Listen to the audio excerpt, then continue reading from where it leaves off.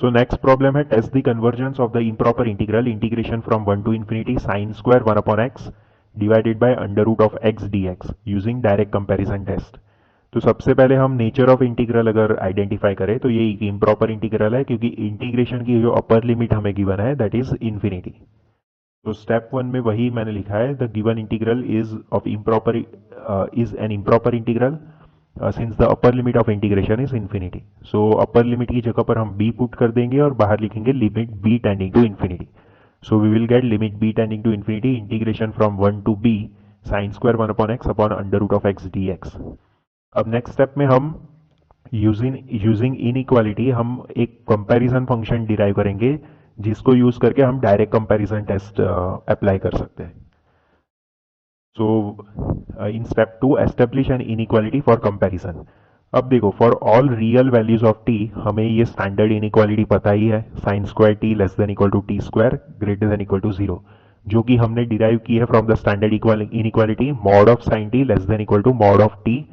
तो उसको दोनों साइड्स को स्क्वायर करके हमें मिलेगा sine square T less than equal to T square greater than equal to 0। तो ये डिटेल में इसका प्रूफ मैंने प्रीवियस लेक्चर में ऑलरेडी समझा है, तो इनकेस आपने मिस आउट किया है तो एक बार प्रीवियस लेक्चर देख लो।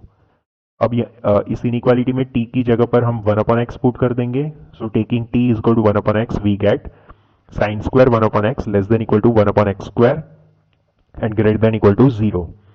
अब हम इस इनइक्वालिटी को रूट एक्स से डिवाइड कर देंगे। अब देखो हम किस रेंज में चेक कर रहे हैं, एक्स की वैल्यू फ्रॉम 1 टू इन्फिनिटी हम चेक कर रहे हैं, तो रूट एक्स जो है वो तो हमेशा ग्रेटर देन 0 होगा इस रेंज में। सो अगर हम इस इनइक्वालिटी में रूट एक्स से डिवाइड करेंगे, so since it is greater than 0 तो जो साइन ऑफ इनइक्वालिटी है वो चेंज नहीं होगी, यानी कि ये लेस देन इक्वल टू और लेस देन इक्वल टू ही रहेगा। सो हमारे पास आ जाएगा 0 less than equal to sine square 1 upon x divided by root x. तो इस टर्म को हमने रूट एक्स से डिवाइड किया and which is less than equal to 1 upon x square और डिनोमिनेटर में रूट एक्स हमने लिख दिया क्योंकि हमने डिवाइड किया है रूट एक्स से।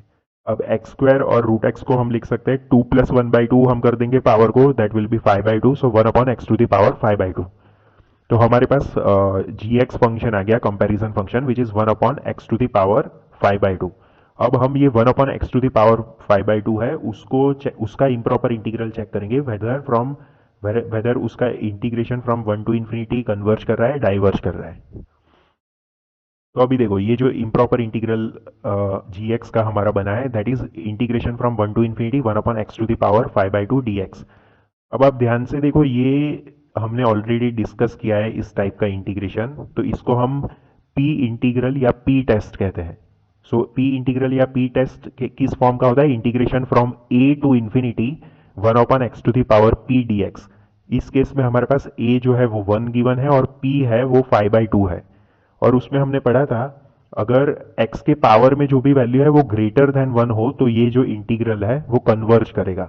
और हम देख सकते हैं 5/2 1 से बड़ा होता है, सो 5/2 will be what 2.5, so it is greater than 1, hence this given improper integral converges. In case अगर 1 ये जो पावर है वो 1 या 1 से कम होती, in that case it would diverge, लेकिन हमारे केस में 5/2 है सो इट विल कन्वर्ज। और आप इंडिविजुअली भी इंटीग्रेशन करके भी देख सकते हैं। So X to the power minus 5/2 का इंटीग्रेशन क्या होगा, it will be x to the power minus 5/2 plus 1 upon minus 5/2 plus 1, that will be x to the power minus 3/2, और डिनोमिनेटर में माइनस 3/2 होगा वो न्यूमरेटर में लाके हम माइनस 2/3 लिख सकते हैं।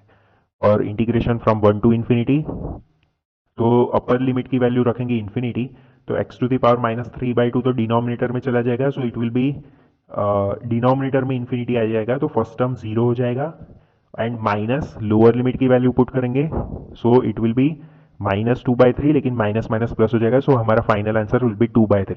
सो हेंस जो इम्प्रॉपर इंटीग्रल जो है वो कन्वर्ज कर रहा है। तो ये हमने देख लिया। अब हम लास्ट स्टेप में डायरेक्ट कंपैरिजन टेस्ट अप्लाई करेंगे। तो देखो हमने ये इनइक्वालिटी डिराइव की sine square 1 upon x upon root X less than equal to 1 upon x to the power 5/2। अब ये जो बड़ा वाला फंक्शन था उसका इम्प्रॉपर इंटीग्रल कन्वर्ज कर रहा है, तो according to direct comparison test जो छोटा वाला फंक्शन होगा उसका भी इंटीग्रल कन्वर्ज करेगा।